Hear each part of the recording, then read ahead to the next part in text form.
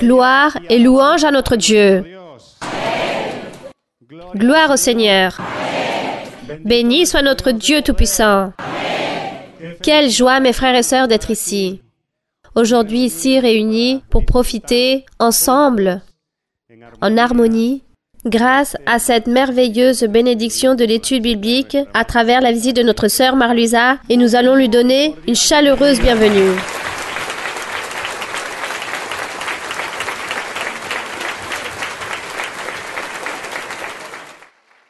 Gloire au Seigneur.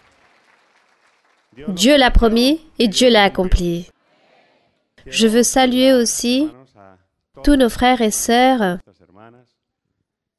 ceux d'ici de Saint-Sébastien-des-Rois, et aussi à tous les frères et sœurs qui nous accompagnent des différentes églises, comme ceux qui appartiennent à la communauté de Madrid, mais aussi ceux qui appartiennent aux autres communautés d'Espagne. Je sais qu'il y a beaucoup de frères et sœurs qui ont voyagé, qui ont fait l'effort pour profiter avec nous de cette grande bénédiction, d'une bénédiction merveilleuse de cette étude biblique. Que notre Dieu vous bénisse autant que vous êtes. Gloire au Seigneur.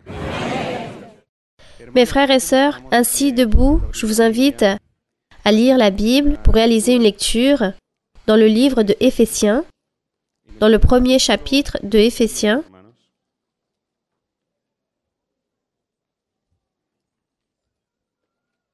Dans Éphésiens.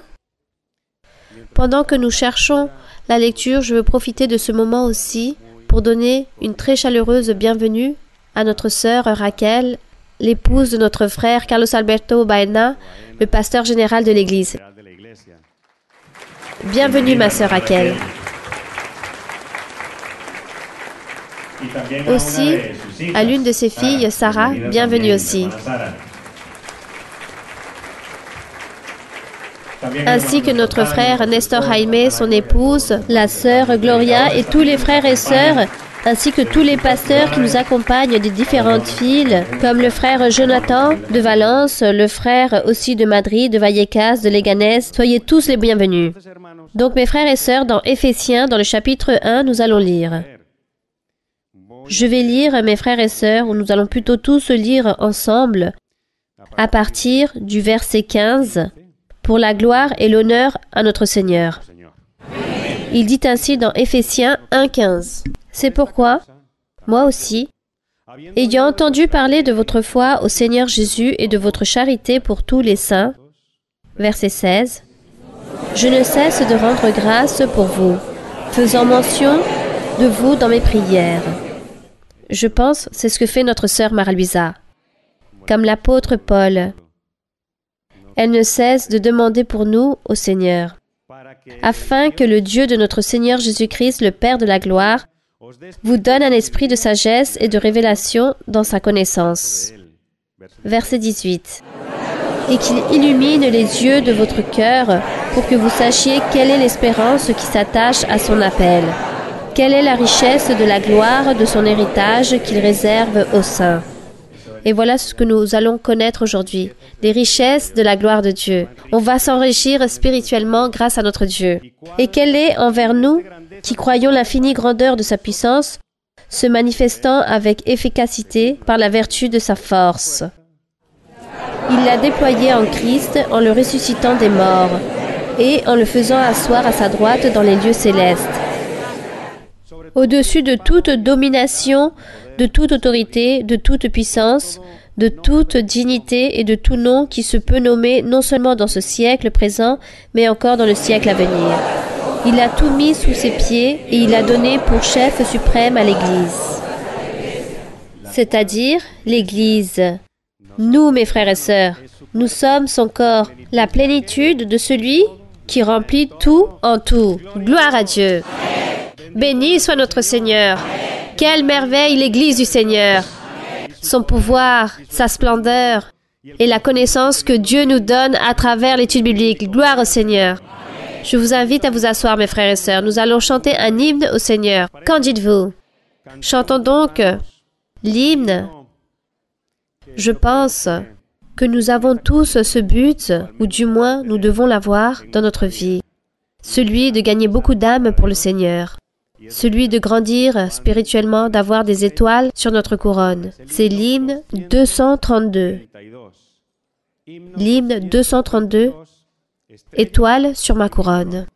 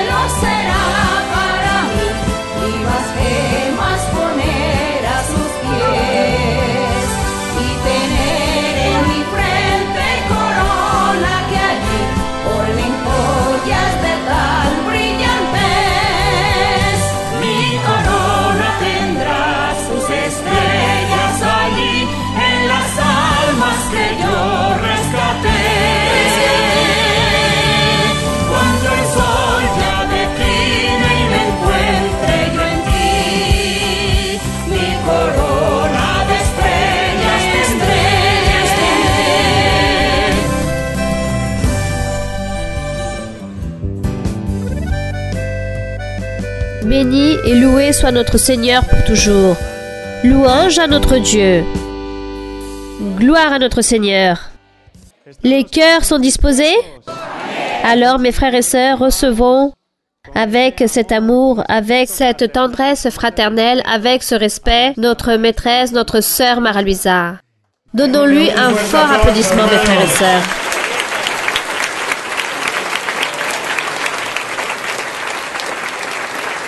Bonsoir, bonsoir. Que Dieu vous bénisse. Bon, ici avec vous une fois de plus.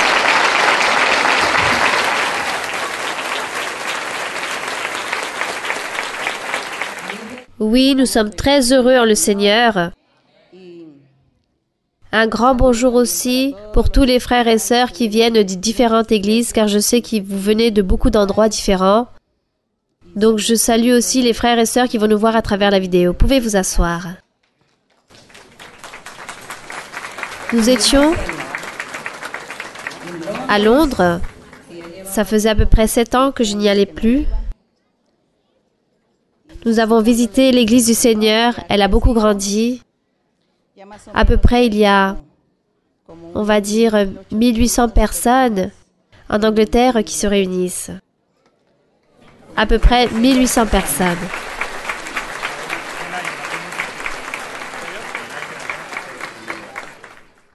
En train de demander toujours au Seigneur qu'il puisse se manifester, qu'il se manifeste avec les dons spirituels, qu'il puisse se manifester aussi en train de libérer et en train d'ôter beaucoup de liens comme les maladies, les sorcelleries, les envoûtements, beaucoup de maladies incurables, et que le Seigneur puisse libérer aussi car parfois les problèmes, les difficultés de la famille, du foyer, tout cela, ce sont des liens en les personnes.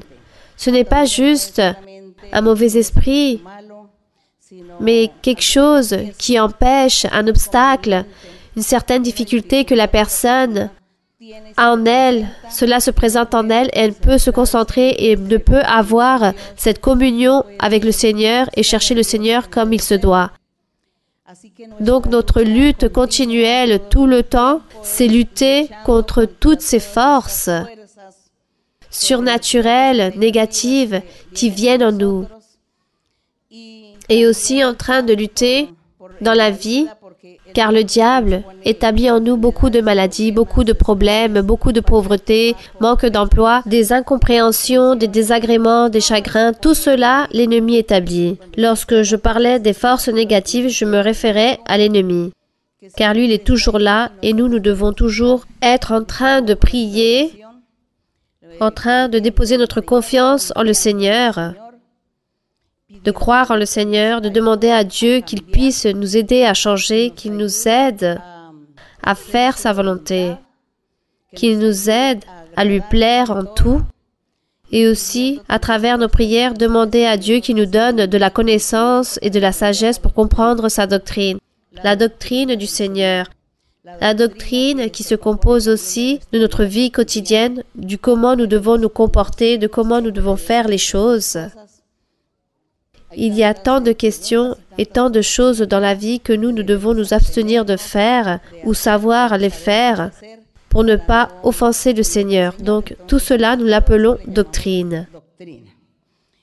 Et nous sommes en train d'étudier les psaumes. Nous sommes en train d'étudier le livre des psaumes où nous avons appris à louer le Seigneur. Nous avons appris à prier Dieu. Nous y apprenons de belles paroles pour pouvoir les exprimer à notre Dieu. Ça, ce sont les psaumes et aujourd'hui, nous allons lire le psaume 34. Et ici, dans le psaume 34, nous allons méditer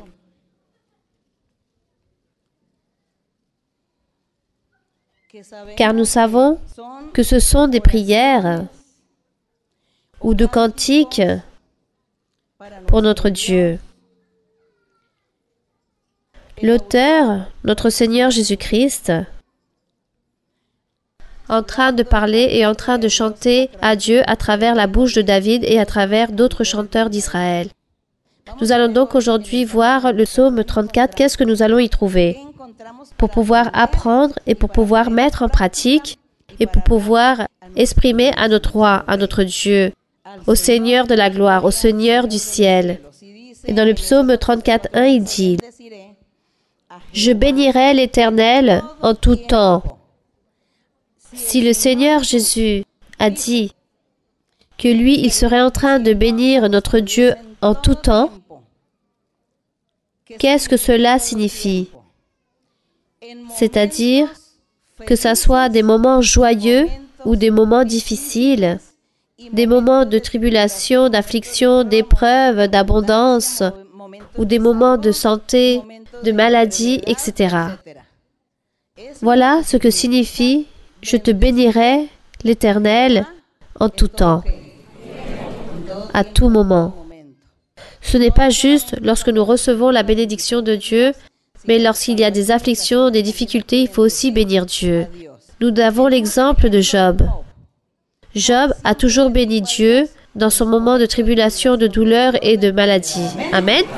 Donc, mes frères et sœurs, alors, faites attention à cela, car cela va vous servir aussi pour grandir spirituellement dans votre vie. Et lorsque vous allez comprendre que Dieu, nous devons l'aimer, nous devons le bénir à tout temps, nous devons le louer, alors Dieu sera très joyeux et très heureux avec nous.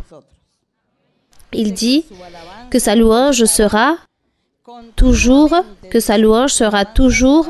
dans ma bouche. N'est-ce pas? Amen. Le Seigneur Jésus ici disait que sa louange sera toujours dans ma bouche et nous dirons, Seigneur, ta louange sera toujours dans notre bouche.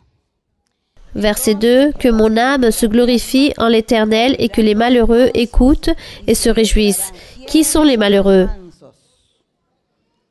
Les croyants, les enfants de Dieu, les véritables enfants de Dieu. Ce sont eux qui réunissent toutes ces conditions. Il dit que les malheureux écouteront cela et eux, ils vont se réjouir lorsqu'ils vont écouter dire que les louanges seront toujours dans notre bouche pour notre Dieu. Alors il dit que les malheureux, les humbles, les simples écouteront et seront comment? Seront très heureux, très allègres. Verset 3. Exaltez avec moi l'Éternel, célébrons tous son nom. Regardez l'invitation que le Seigneur nous fait. Nous devons exalter notre Dieu et nous devons célébrer son nom tous ensemble. Tous, une seule pensée, un seul cœur, une seule mentalité, un seul sentiment pour notre Dieu, aimer Dieu et que tous ensemble, nous serons en train de célébrer le nom du Seigneur. Ça, c'est la bonté aussi. Verset 4, il dit, « J'ai cherché l'Éternel, il m'a répondu. Il m'a délivré de toutes mes frayeurs. » Ça, c'est la paix que Dieu nous donne. Lorsque nous faisons bien les choses, nous louons le Seigneur continuellement, nous sommes sincères, droits, alors Dieu, qu'est-ce qu'il fait? Que lui, il nous écoute et il nous délivre de toutes nos frayeurs, de toutes nos angoisses ou souffrances. Continuez avec le verset 5. Quand on tourne vers lui les regards, on est rayonnant de joie et le visage ne se couvre pas de honte. Le Seigneur ne va jamais faire que nous ayons honte, car si nous sommes sincères en train de chercher Dieu avec tout notre cœur, lui, il va toujours nous élever et il prendra notre défense. Verset 6, il dit, « Quand un malheureux crie, ce n'est pas le malheureux, le pauvre d'argent. Ici, lorsqu'il parle d'un malheureux qui crie, il ne parle pas de celui qui souffre économiquement, mais d'une personne humble, simple. Ça, c'est ce malheureux qui a crié, qui a déposé son cœur pour Dieu, pour l'écouter, pour écouter la parole de Dieu. Car celui qui dit que tout connaît et qu'il a tout, alors on les appelle les riches, car ils savent beaucoup. Comme anciennement les pharisiens, eux, ils sentaient qu'ils savaient beaucoup plus, qu'ils avaient beaucoup de doctrine, qu'ils avaient toujours raison, qu'ils savaient plus que le Seigneur Jésus-Christ. Alors c'est pourquoi le Seigneur disait, il parlait de eux comme ces riches, ces brebis qui se sont enrobées, qui avaient mangé d'autres brebis. De cette façon, de manière métaphorique ou symbolique, le Seigneur illustrait la vie de ces personnes qui étaient hypocrites et qui ne cherchaient pas Dieu avec leur cœur. Et le Seigneur Jésus, c'était le symbole du Seigneur Jésus, un homme juste, un homme pauvre, mais non économiquement, mais juste parce que lui, il ne pouvait pas parler, ou parce que il ne pouvait pas gouverner ou diriger les choses, car à cette époque, le Seigneur Jésus avait dû se soumettre à ce que les personnes disaient, à ce que les chefs, les gouverneurs disaient, ceux qui le persécutaient, le même peuple, les mêmes pharisiens, et c'est pour cela qu'on parlait de ce malheureux qui a crié, et Dieu l'a écouté. Le Seigneur Jésus, lorsqu'il était en train de prêcher l'Évangile, lui, il n'avait pas le pouvoir de diriger, de gouverner, mais beaucoup de fois, il devait se cacher de ses ennemis, fuir de tous ceux qui voulaient l'arrêter ou le livrer en prison pour le lapider ou pour lui ôter la vie. Le Seigneur, comme il n'avait pas cette faculté, cette autorité, ce pouvoir pour pouvoir affronter ces personnes et lutter contre toutes ces gens, alors ce que lui il faisait, c'est se cacher pour pouvoir prêcher sa parole. Car le Seigneur disait, « Mon royaume n'appartient pas à ce monde.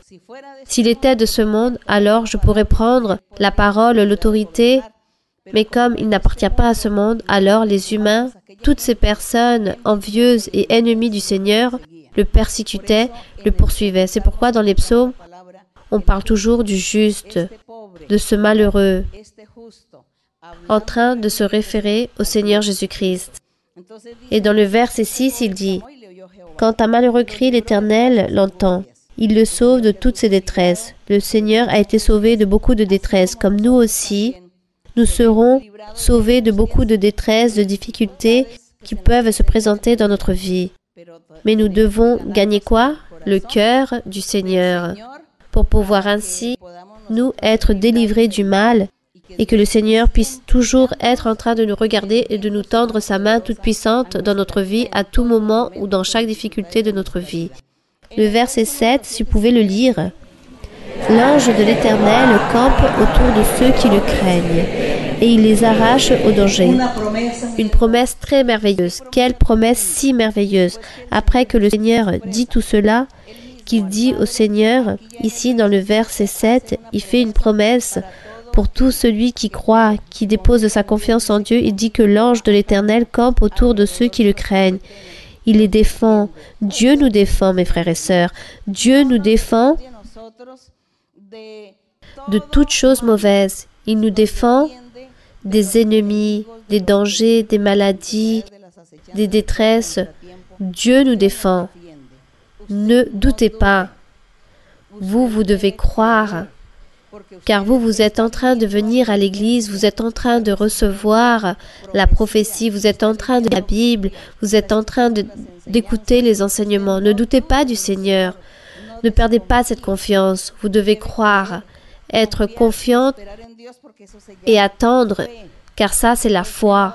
Alors, ne vous sentez pas amer, triste, affligé à cause d'un problème, parce que vous devez croire et être confiant que Dieu est en train de vous regarder et que Dieu peut vous bénir à n'importe quel moment, il va vous écouter. Dieu n'abandonne pas ceux qui le clament.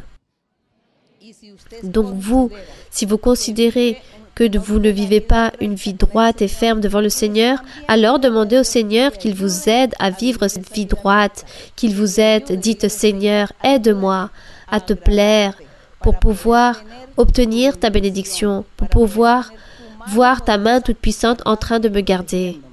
Bien. Donc dans le verset 8, vous pouvez le lire, mes frères et sœurs. Sentez et voyez combien l'Éternel est bon. Heureux l'homme qui cherche en lui son refuge. Verset 9. Craignez l'Éternel, vous ses saints. Il dit craignez, car rien ne manque à ceux qui le craignent. Car ici, lorsqu'il dit craignez l'Éternel, il parle qu'il faut louer Dieu, il faut glorifier Dieu, il faut exalter son nom, il faut célébrer son nom. Voilà ce que signifie, c'est-à-dire garder cette révérence et cet honneur envers Dieu. Voilà ce que signifie le verset « Craignez l'Éternel ». Craindre, ce n'est pas avoir peur, c'est louer le Seigneur, respecter, valoriser et honorer le Seigneur. Voilà ce que signifie « Craignez l'Éternel ». Verset 10. Les lionceaux éprouvent la disette et la faim, mais ceux qui cherchent l'Éternel ne sont privés d'aucun bien. Si quelque chose vous a manqué, ou vous avez été privé de quelque chose, sûrement, certains d'entre vous, si vous avez dit, « Moi, le bien m'a manqué, je n'ai pas de travail, je n'ai pas d'argent, j'ai des dettes,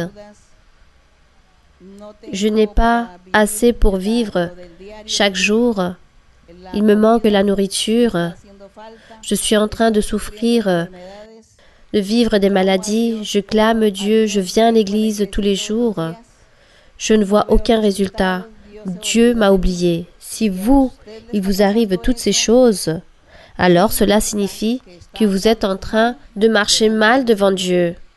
Vous faites des mauvais pas devant le Seigneur. Examinez-vous et regardez qu'est-ce qu'il vous manque, qu'est-ce que vous êtes en train de faire. Regardez quel péché caché vous avez et quel péché vous êtes en train de commettre en dehors de l'Église, là-bas dans votre foyer, au milieu de votre famille ou au milieu des personnes qui habitent avec vous.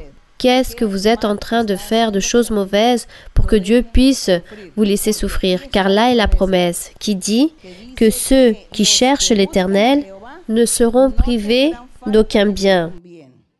Donc, dans le verset 11, il dit, « Venez, mes fils, écoutez-moi, je vous enseignerai la crainte de l'Éternel. Qui est l'homme qui aime la vie, qui désire la prolonger pour jouir du bonheur? » Et il lui conseille cela. Lisez le verset 13, car c'est un conseil pour les personnes. « Préserve ta langue du mal et tes lèvres des paroles trompeuses. » Préserve ta langue du mal et tes lèvres des paroles trompeuses. Car avec la langue, on pêche. Avec la langue, on dit qu'on peut détruire des nations. Et cela est vrai. Dire un mensonge, dire une calomnie, une injure, un blasphème, être des faux témoins, mentir, critiquer, murmurer, injurier, tromper les personnes avec de fausses paroles. On peut faire beaucoup de choses avec la langue. Il dit qu'il faut qu'on se préserve de cela, car cela n'apporte aucune bénédiction. N'apporte aucune bénédiction pour la personne. Dans le verset 14, il dit « Éloigne-toi du mal et fais le bien. Recherche et poursuis la paix. » C'est une invitation que le Seigneur nous fait. Et je pense qu'à tout temps, le Seigneur est en train de nous faire cette invitation. Et dans le verset 15, qu'est-ce qui se passe? Lorsque nous obéissons à Dieu, vous pouvez le lire. Les yeux de l'Éternel sont sur les justes, et les oreilles sont attentives à leurs cris. Très bien. L'Éternel tourne sa face contre les méchants. Donc, la colère de l'Éternel. C'est pourquoi je disais, si au milieu de nous, au milieu de ceux qui se réunissent, il y a des personnes qui sont en train de marcher mal devant le Seigneur, alors les bénédictions ne viendront pas. Dieu ne donne pas de bénédictions. C'est pourquoi l'invitation pour pouvoir réfléchir, pour demander à Dieu qu'il puisse nous aider à changer. Car nous pouvons donner une apparence aux autres, mais personne va nous découvrir et savoir ce que nous faisons, mais Dieu, lui, il est en train de nous regarder. Et tôt ou tard, viendra le châtiment, viendra le coup de fouet, la main du Seigneur contre nous pour être désobéissants et pour faire des choses mauvaises et commettre le péché. Si nous nous aimons, nous nous valorisons les uns les autres et nous voulons souhaiter les meilleures choses pour les autres, et pour nous, c'est marcher bien devant Dieu. Voilà, c'est ce qu'il y a mieux à faire. Et dans le verset 17, il dit, « Quand les justes crient, l'Éternel entend, il se répète à nouveau, et il les délivre de toute leur détresse. L'Éternel est près de ceux qui ont le cœur brisé, et il sauve ceux qui sont comment? Qui ont l'esprit dans l'abattement. » Donc les personnes qui souffrent, car l'ennemi les fait souffrir, mais comme eux, ils ont cherché Dieu avec tout leur cœur, alors le Seigneur les sauve, il les garde, il les protège, et le Seigneur est toujours en train de bénir ces personnes.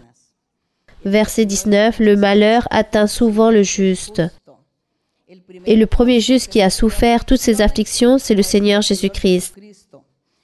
Et ensuite, le reste des justes qui vont souffrir ou qui ont souffert, ce sont les enfants de Dieu.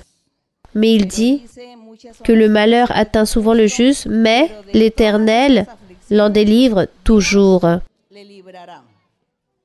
Car il dit, Dieu garde tous ses os. Aucun d'eux n'est brisé. Voilà ce qu'a fait le Père avec notre Seigneur Jésus-Christ. Car lorsqu'il mourut, il n'a pas permis que personne ne puisse rompre ses os. Il dit que même comme ça, le Seigneur fait avec le reste des enfants du Seigneur. Car l'Église du Seigneur Jésus-Christ, ce sont les enfants du Seigneur. Car l'Église, ce sont les enfants du Seigneur. C'est l'épouse du Seigneur. L'Église est l'amie du Seigneur. Ce sont les brebis du Seigneur. Ce sont tous les noms que le Seigneur nous a donnés pour que le Seigneur puisse être fier d'avoir un peuple que lui-même, il est en train de construire, qu'il est en train d'édifier et de perfectionner. Donc Dieu a gardé son Fils, sur la croix du Calvaire, afin qu'aucun de ses os ne puisse être brisé. Cela a été écrit ici, et cela est arrivé. Et cela s'est accompli. Et sûrement aussi les enfants de Dieu sont en train de souffrir ou continueront à souffrir ou ont souffert une épreuve similaire et Dieu nous gardera. On remercie notre Dieu. Verset 21, pouvez le lire mes frères et sœurs. Le malheur tue le méchant et les ennemis du juste sont châtiés. Donc ceux qui haïssent le Seigneur Jésus, ceux qui ne croient pas en le Seigneur Jésus-Christ, ceux qui n'ont pas cru et n'y croient, car ils disent que le Seigneur Jésus fut un homme comme quiconque et ne croient pas que lui c'est le Fils de Dieu, que c'est le même Dieu, alors tous ceux qui ne croient pas ou qui n'ont pas cru ou ne croiront pas, on dit qu'ils seront quoi? Ils seront condamnés. Ils seront condamnés. Et ici, le verset 22 dit, « L'Éternel délivre l'âme de ses serviteurs, et tous ceux qui l'ont pour refuge échappent au châtiment. » Donc, le Seigneur nous aide aussi à être confiants, à déposer notre confiance en lui, et non seulement cela, mais aussi faire la volonté de notre Dieu. Faire la volonté du Seigneur. Changer et demander à Dieu qu'il puisse nous aider à changer. Car nous ne pouvons pas le faire seuls, même si nous menons déjà 10 ans, 15 ans, 20 ans, nous ne pouvons pas continuer à être bloqués, à être là, à stagner, à avoir cette même routine et ne pas être là dans un cercle vicieux, mais nous devons continuer vers l'avant, progresser dans notre vie spirituelle. Nous devons travailler, sortir pour évangéliser, sortir pour publier la parole du Seigneur. Voilà ce que Dieu veut. Donc, il faut donc être à jour avec le Seigneur, vivre cette vie que Dieu veut que nous puissions vivre, et nous apprenons cela en lisant la Bible constamment. Si constamment nous lisons la Bible, alors, de cette façon, nous allons apprendre beaucoup de choses et Dieu va nous purifier, il va nous libérer, il va nous aider pour que chaque jour nous puissions être de meilleures personnes, que nous soyons de grands hommes et de grandes femmes de Dieu et connus dans le monde entier, que vous puissiez briller dans le monde entier, que le monde puisse dire il existe une église où Dieu se manifeste. C'est merveilleux d'aller dans cette église où Dieu se manifeste. Voilà ce que Dieu attend et ce qu'il veut, et nous aussi nous voulons avec tout notre cœur que Dieu puisse nous aider, que le Seigneur nous aide à accomplir sa volonté. Bien, donc maintenant, nous allons donc nous mettre debout et nous allons chanter au Seigneur un cantique et nous allons donc ensuite à commencer avec nos questions. Nos questions d'aujourd'hui. Nous allons donc chanter au Seigneur. Nous allons lui chanter. Vous avez un cantique qui est prêt, mes frères et sœurs? Le 157. Nous allons donc chanter au Seigneur ce cantique et ensuite nous allons commencer avec les questions. Nous allons donc chanter « Envoie-moi Seigneur ».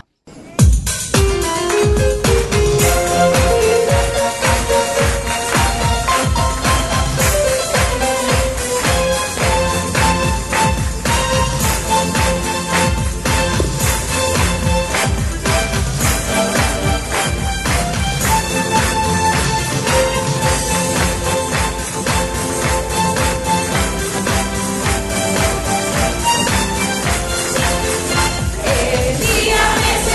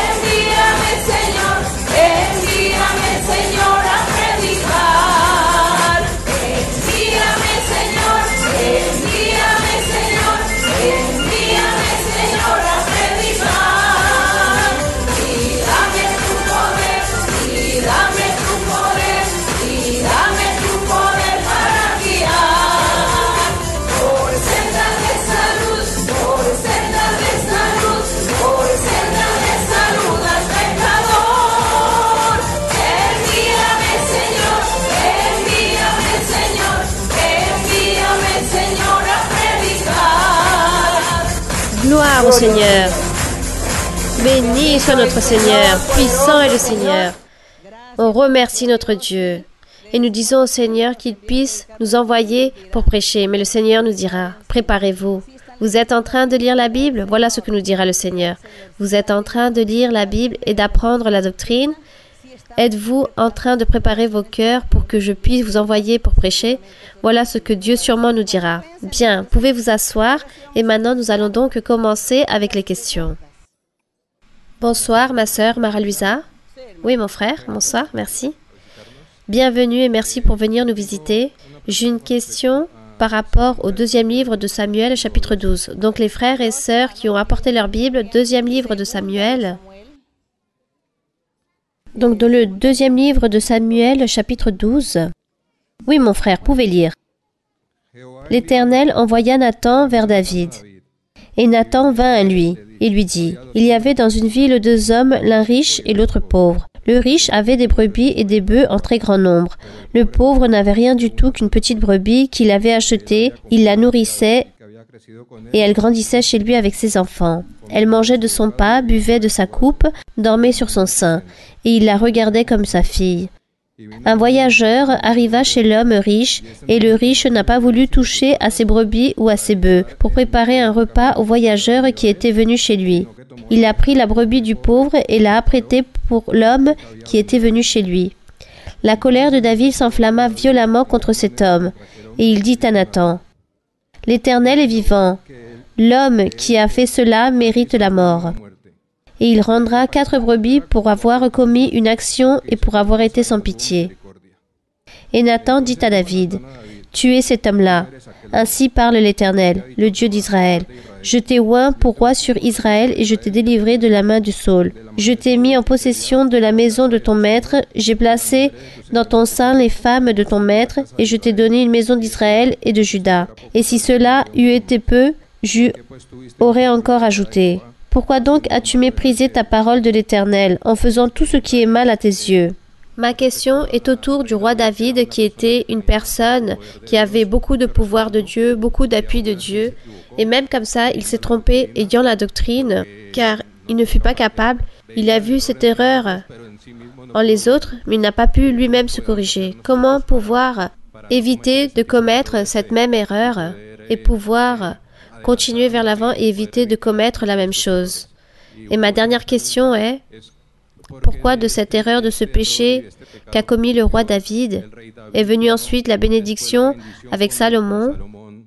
De cette relation avec Bathsheba est venue la bénédiction de Salomon. Bon, cela a l'air très contradictoire. Sagesse et intelligence. Nous devons avoir cela pour nous comporter devant le Seigneur.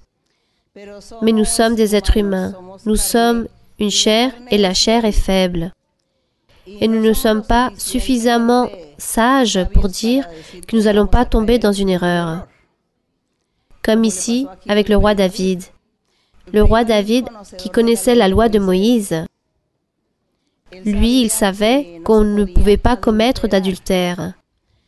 Et comme David savait qu'il ne pouvait pas commettre d'adultère, qu'est-ce qu'il a fait? Il a envoyé l'époux de Bathsheba, car David était tombé fou amoureux d'elle, il l'a envoyé à la guerre, afin qu'il puisse mourir et qu'elle puisse être veuve, et ainsi sa faute ne serait point vue. Et ainsi on pourrait dire que le roi David s'est marié avec Bathsheba parce qu'elle était veuve.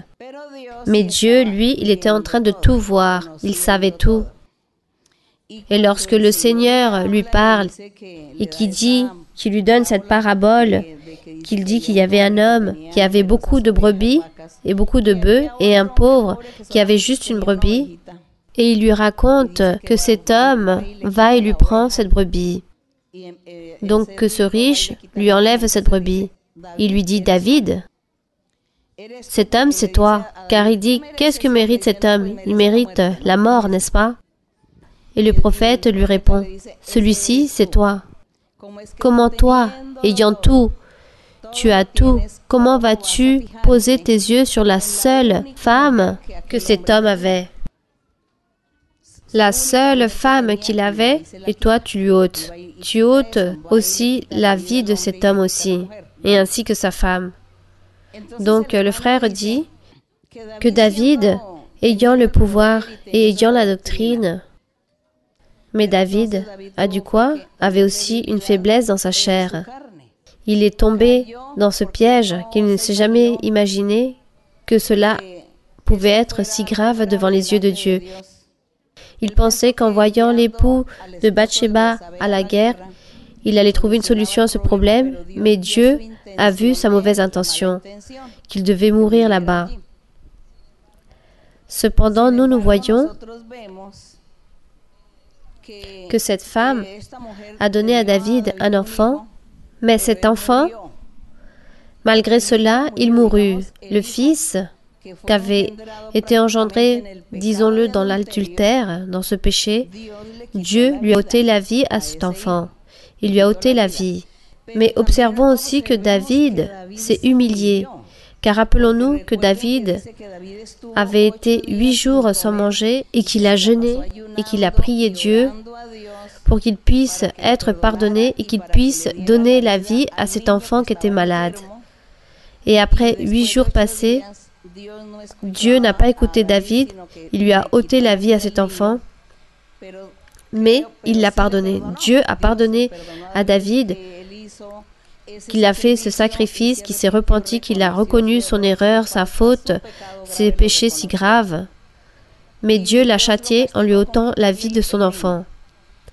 Et ensuite, comme David s'est repenti, alors Dieu l'a pardonné et lui a donné un autre enfant. Et l'autre enfant fut donc Salomon, le roi Salomon. Mais nous voyons comment Dieu l'a châtié. À travers sa repentance que David a réalisée devant Dieu, alors Dieu l'a pardonné, lui a pardonné cette faute. Et le frère, que nous demande-t-il? Qu'aujourd'hui quoi? Comment nous devons agir, procéder? Donc tout cela nous sert d'expérience, de leçon, d'exemple, pour que nous puissions être sages, que nous puissions nous garder de cela, que nous puissions prier, que nous puissions être attentifs à la parole de Dieu, attentifs au Seigneur en lui demandant qu'il nous aide, afin que nous ne commettions pas toutes ces fautes si graves, et qu'après Dieu doit nous châtier, car Dieu châtie, Dieu nous fait payer tout cela. Alors que le Seigneur soit miséricordieux envers nous et qu'il nous aide à être sages et intelligents. Continuons donc avec une autre question. Bonsoir ma sœur Marluisa, que Dieu vous bénisse. Merci beaucoup pour votre effort pour être ici et pour nous enseigner avec tant d'amour. Ma sœur Marluisa, j'ai une question de la Bible.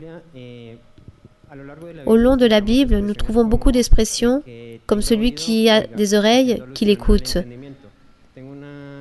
Donc j'ai une inquiétude dans Apocalypse 2, 7. Apocalypse, mes frères et sœurs, ouvrez la Bible pour que vous aussi vous puissiez participer de la lecture dans Apocalypse 2. Apocalypse 2, 7. Oui, vous pouvez lire. Oui. Que celui qui a des oreilles entende ce que l'Esprit dit aux églises. À celui qui vaincra, je donnerai à manger de l'arbre de vie qui est dans le paradis de Dieu. Notre sœur, je ne sais pas si elle pourrait plus nous expliquer par rapport à ce verset, car pour moi ce n'est pas assez clair. Donc le verset certes, oui, correct.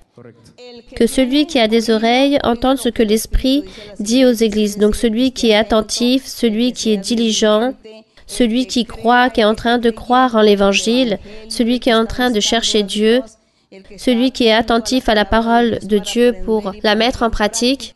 Voilà, lorsqu'on parle de celui qui a des oreilles, qui l'écoute. Ensuite, il dit, « À celui qui vaincra, je donnerai à manger. » Qu'est-ce qu'il a fait ici? Ici, le Seigneur a réprimandé le pasteur de l'église d'Éphèse. Ensuite, il lui fait la promesse, une fois qu'il réprimande, il lui fait la promesse en lui disant que celui qui vaincra, qui fera la volonté de Dieu, il dit, je lui donnerai à manger de l'arbre de vie. Et ça, c'est vrai. Celui qui fait la volonté de Dieu, celui qui vainc le mal, celui qui peut vaincre le péché, alors Dieu donnera la bénédiction.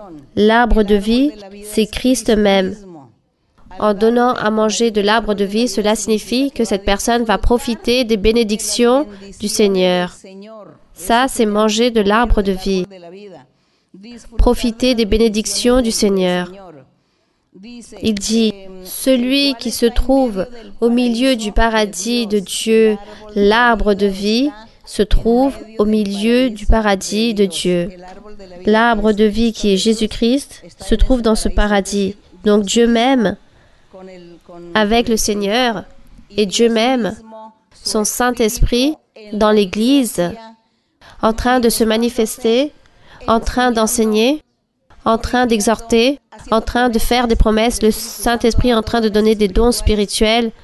Toute cette manifestation de Dieu signifie le paradis de Dieu. Car dans le paradis de Dieu, on peut vivre plein de choses. Alors si tous qui sommes aujourd'hui ici présents n'auraient de tâches, mais que nous étions tous parfaits, alors on pourrait dire nous sommes dans le paradis du Seigneur, en train d'en profiter, en train de profiter des bénédictions de Dieu, en train de profiter de la présence du Saint-Esprit, en train de profiter du Seigneur Jésus-Christ. Et ça, c'est la promesse. Donc la promesse, c'est pour chacun d'entre nous. Car effectivement, nous avons déjà commencé à profiter pleinement et peu à peu, nous serons encore en train d'en profiter. Mais nous avons déjà commencé à profiter de Dieu. Nous avons déjà commencé car nous sommes heureux, car Dieu nous a parlé, Dieu nous a fait des promesses, n'est-ce pas? Certains d'entre vous parlent en langue, d'autres sont en train de prophétiser, d'autres ont des visions, des songes. Donc tout cela, c'est être dans le paradis du Seigneur. Nous sommes en train de commencer, en train de profiter des bénédictions que Dieu a pour nous. Donc il dit ici, celui qui a des oreilles entende, qu'il puisse être disposé, et celui qui croit en le Seigneur Jésus-Christ, qui croit en son évangile, alors celui-ci vaincra le mal et commencera à profiter de la présence de Dieu. Voilà ce que signifie « Je donnerai à manger de l'arbre de vie qui est dans le paradis de Dieu ». Continuons vers l'avant. Bonsoir ma sœur, que Dieu vous bénisse et bienvenue en Espagne. Merci. Ma question se trouve dans Ézéchiel 28, versets 14 au 16. Ézéchiel 28, du verset 14 au 16, oui. Tu étais un chérubin protecteur aux ailes déployées. Je t'avais placé et tu étais sur la sainte montagne de Dieu. Tu marchais au milieu des pierres étincelantes. Tu as été intègre dans tes voies depuis le jour où tu fus créé, jusqu'au celui où l'iniquité a été trouvée chez toi. Par la grandeur de ton commerce, tu as été rempli de violence et tu as péché. Je te précipite de la montagne de Dieu et je te fais disparaître, chérubin protecteur, du milieu des pierres étincelantes. À ce moment-là, me surviennent certaines questions comme qu'est-ce que signifie la montagne de Dieu? Que signifient les pierres étincelantes? Et pourquoi parle-t-on de chérubin protecteur? Et avant qu'il y ait la méchanceté en le diable, de quoi et qui protégeait Dieu? Car dans Ézéchiel 31, verset 11, parle que Dieu a livré le diable entre les mains du héros des nations. Et qui était celui-ci? Car le diable était méchant. Et d'où provenait cette méchanceté? Donc Ézéchiel 28, ici, Dieu est en train de parler au diable. Mais à l'époque d'avant, le diable avait pris ou avait possédé le roi de Tyr.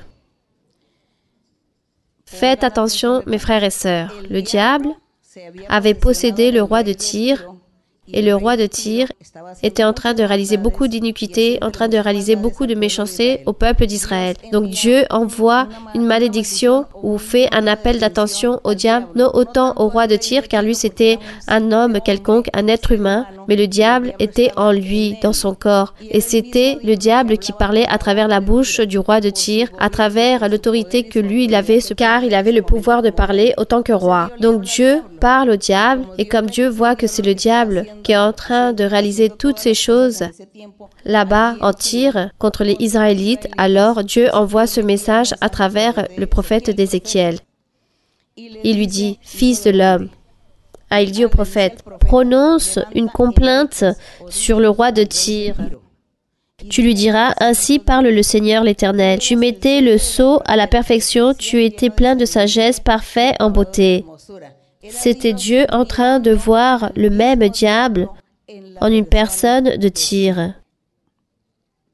Il dit, tu étais le sceau à la perfection, tu étais plein de sagesse, parfait en beauté. Donc Dieu a créé un ange parfait comme il est écrit ici. Tu étais en Éden, le jardin de Dieu. Vous vous souvenez lorsqu'il a trompé Adam et Ève? C'est cela. Tu étais en Éden, le jardin de Dieu, tu étais couvert de toute espèce de pierres précieuses.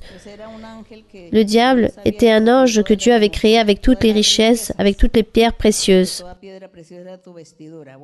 Verset 14. Tu étais un chérubin protecteur aux ailes déployées. Donc lorsque Dieu l'a créé, il dit que c'était un ange très important, puissant, majestueux. Et il dit, je t'avais placé sur la montagne de Dieu, sur la montagne sainte, le paradis de Dieu. Donc la sœur demande, qu'est-ce que la montagne sainte? Dieu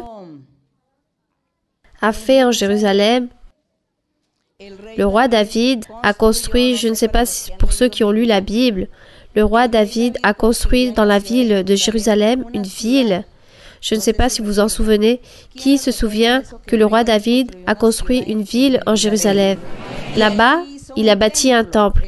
Le roi Salomon a bâti un temple dans cette ville. Et cette ville a été appelée la ville de David ou la montagne sainte. On l'a appelée aussi la montagne sainte. Parce que là-bas, dans cette ville qu'a créée David, le roi Salomon a construit le temple du Seigneur. Et c'est pourquoi on l'a appelée la montagne sainte ou la montagne de la sainteté. Lorsque nous lisons les psaumes, on parle beaucoup là-bas de la montagne sainte ou de la sainteté, car il est même écrit « Ô Éternel, qui habitera dans cette montagne sainte? Qui habitera dans ton tabernacle ?» Car Dieu a créé cette ville. Et ce temple qu'a créé Salomon, Dieu l'a permis, car eux, c'était l'ombre ou le prototype de la montagne sainte spirituelle, ou de la ville de Jérusalem spirituelle, ou la ville de David spirituelle, pour que nous, autant qu'humains, nous puissions comprendre la grandeur de cette ville et de ce temple. Alors Dieu l'a créé et a fait qu'il puisse être physique. Mais tout cela est simplement le type spirituel. Mais cette montagne sainte et ce paradis où étaient Adam et Ève avaient déjà existé avant la création de l'homme, avant la création du monde, avait déjà existé le paradis de Dieu et la montagne sainte, ainsi que l'Église et le sacrifice de Jésus-Christ. Tout cela avait déjà existé avant la création. Et après cela, c'est lorsque Dieu a voulu matérialiser tout ce qui existait là-bas, toutes ces choses spirituelles, Dieu l'a matérialisé. C'est pourquoi il a créé l'homme. C'est pour cela que Dieu créa l'humanité, une nation, qu'il a choisi un peuple, et Dieu a matérialisé la montagne sainte et la ville de David, et le temple qu'a bâti Salomon, il l'a matérialisé. Pourquoi? Parce que cette montagne sainte et cette ville existent dans le sens spirituel. Et c'est pour cela que le Seigneur dit dans les psaumes, « Qui habitera dans le tabernacle du Seigneur? Qui habitera dans cette montagne sainte ?» C'est pour cela qu'il dit ici, lorsque le diable fut créé, il a vécu, ou du moins il a été sur la montagne sainte dans le paradis de Dieu, et lui, il s'est rebellé contre Dieu. Il s'est rebellé et Dieu l'a jeté de sa présence. Il l'a jeté et qu'il l'a envoyé dehors sur la terre. Et lorsque Dieu créa Adam et Ève, le diable était déjà en train de vivre sur la terre avec toute son armée, avec tous ses démons. Car Dieu l'a jeté de sa montagne sainte spirituelle. Je veux que vous ne soyez pas confondus. Alors, ici, Dieu, c'est pour cela qu'il parle. Il dit, tu as été intègre dans tes voies depuis le jour où tu fus créé, jusqu'à celui où l'iniquité a été trouvée chez toi. Donc, le diable est devenu méchant, il s'est rebellé contre Dieu, il est devenu orgueilleux, il est parti contre Dieu avec toute son armée, avec ses millions de mauvais esprits, et Dieu le jette à la terre. Et c'est pour cela que Dieu après crée Adam et Ève, et ensuite on connaît l'histoire, qu'est-ce qui est arrivé ensuite. et tout ce qui s'est passé avec le diable, avec l'humanité.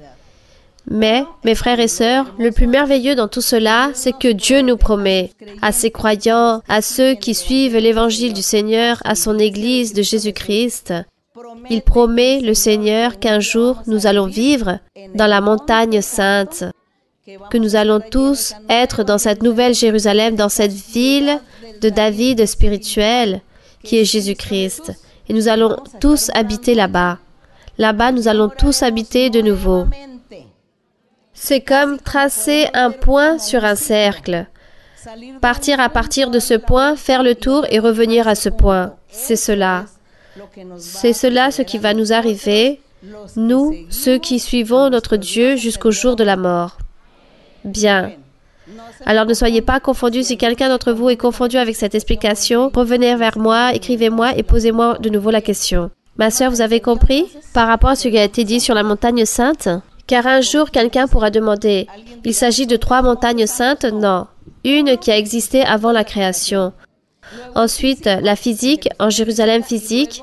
Et ensuite, cette même spirituelle où un jour nous-mêmes, nous allons pouvoir y être. Gloire à Dieu. Bien. Donc nous allons donc remercier notre Dieu. On va remercier le Seigneur. Nous allons chanter un cantique au Seigneur. Chantons le cantique « Je te servirai, ô mon Seigneur », car nous devons nous compromettre à servir à Dieu. Donc, je te servirai, ô mon Seigneur. Nous allons donc chanter au Seigneur et ensuite nous allons réaliser notre prière qui est celle de demander à Dieu la guérison, la libération, en train de demander à Dieu pour les souhaits que nous avons dans notre cœur, nos vœux, nos nécessités, vos tristesses, vos allégresses. Présentez tout devant Dieu. Une fois que nous allons réaliser notre prière, je ne vais pas imposer les mains. Vous seuls, vous allez lever vos mains et vous allez demander à Dieu par rapport à vos besoins, vos maladies.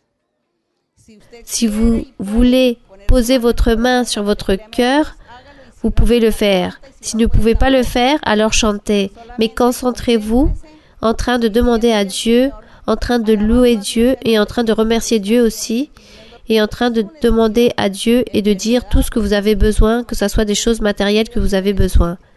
Car je ne vais pas imposer les mains. Alors nous allons prier et ne me dites pas, je souffre de telles choses, nous avons déjà prié pour cela.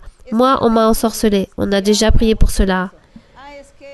Ou moi, je suis ici, j'ai l'Alzheimer, je souffre de crise d'épilepsie, j'ai mal au niveau de ma colonne, j'ai le cerveau paralysé.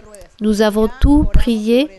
Donc les personnes même qui sont sur des chaises roulantes, demandez à Dieu car Dieu est là pour vous écouter, pour écouter votre prière et les prières de chacun. Alors nous allons chanter. Oui, mon frère. Oui, le 131.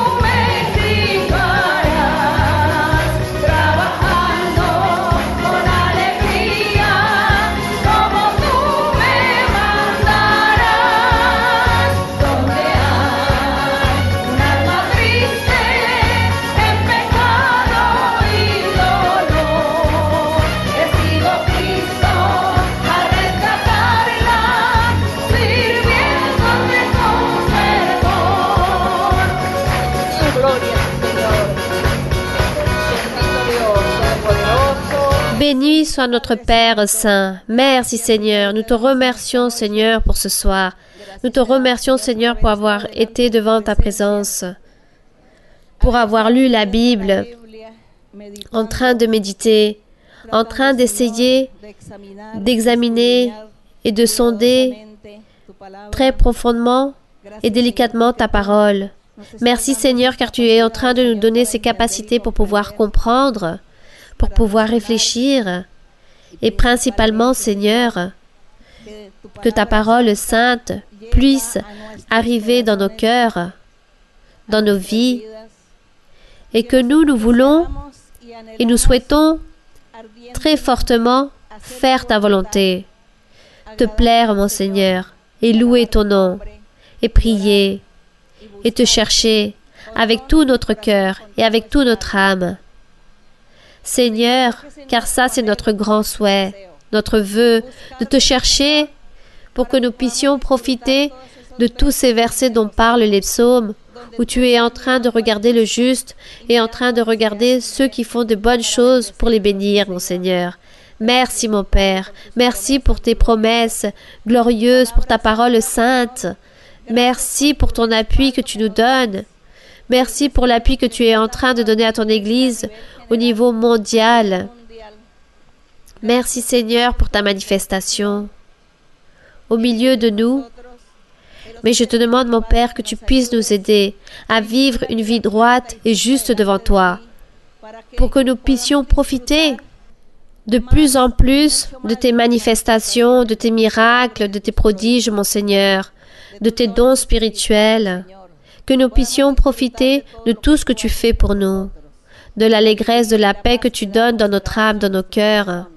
Merci, mon Père céleste. Les louanges sont pour toi. Je te dédie l'honneur et la gloire, la louange. Béni soit ton nom pour toujours.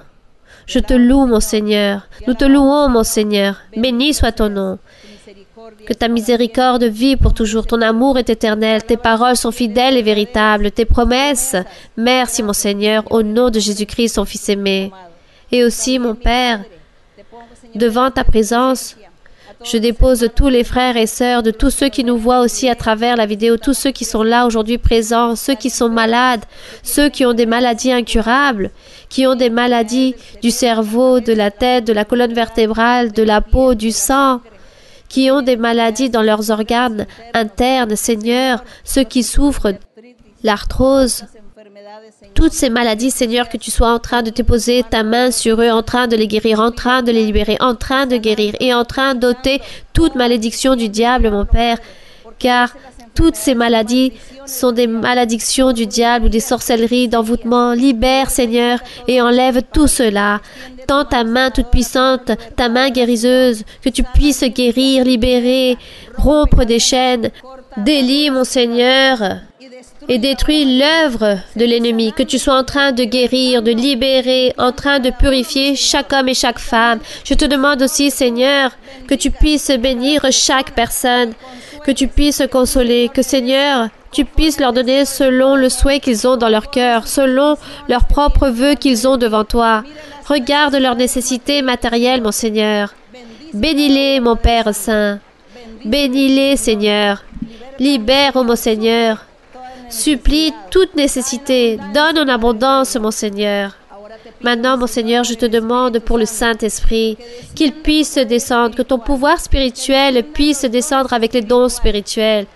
Que descende ton pouvoir, que tu envoies le feu du ciel, que tu sois, Seigneur, en train de brûler avec le feu spirituel, que tu sois en train de purifier, de libérer, en train de baptiser, en train de remplir de dons spirituels. Envoie le feu et baptise avec le Saint-Esprit. Baptise, mon Seigneur.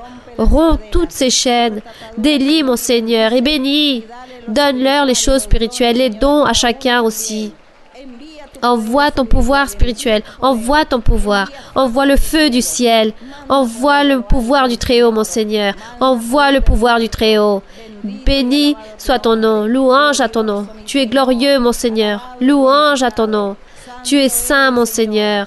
Saint est ton nom, mon Seigneur, durant toutes les générations. Les louanges sont pour toi. L'honneur est pour toi. La gloire est pour toi. Béni soit Dieu. Puissant est le Seigneur, puissant est le Roi, Saint des saints, Roi des rois, Seigneur des seigneurs. Toi, mon Seigneur, qui habites, tu demeures dans le ciel. Tu vis, Seigneur, Aide-nous, Seigneur, pour être devant ta présence, pour pouvoir habiter dans la montagne sainte, pour être devant ta présence, mon Seigneur. Aide-nous, Seigneur, à te glorifier, à te célébrer. Tu es béni pour toujours, durant les siècles et les siècles. Alléluia. Gloire à mon Seigneur. Merci, Seigneur. Alléluia.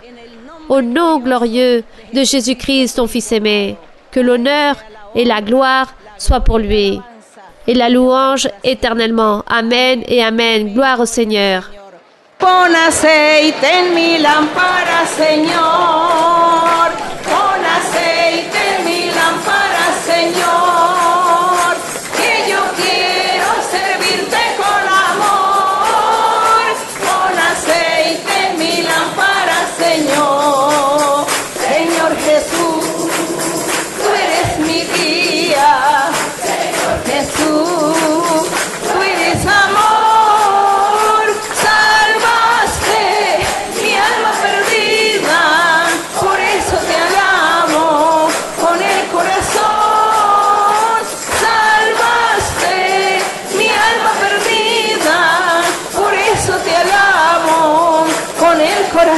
Con el corazón, con el corazón, pon aceite en mi lámpara, Señor, pon aceite en mi lámpara, Señor, que yo quiero servirte con amor, pon aceite en mi lámpara, Señor, Señor Jesús, tú eres mi guía.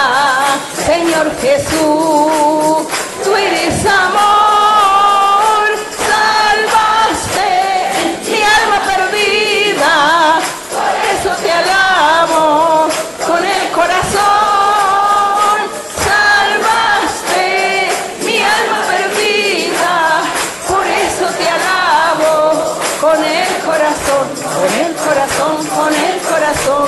Gloire à mon Seigneur. Merci Seigneur. Merci au Tout-Puissant. Merci beaucoup mes frères et sœurs. Que Dieu vous bénisse.